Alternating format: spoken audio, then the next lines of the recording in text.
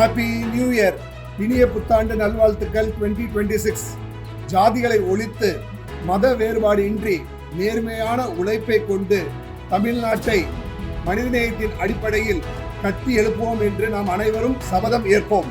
தமிழ்நாட்டில் கிட்டத்தட்ட 57 ஆண்டுகள் பழைய அரசியல்வாதிகளும் தீய அரசியல் சக்திகளையும் துடைத்தெறிந்துவிட்டு தூய அரசியல் சக்தியான தமிழக வெற்றி கழகத்திற்கு அனைவரும் வாக்களிப்போம் என்று உறுதியேற்போம். TVK 2026 தமிழ்நாட்டில் ஒரு முன்னேற்ற தொடக்கம். இவன் TVK IB ரஹீம்.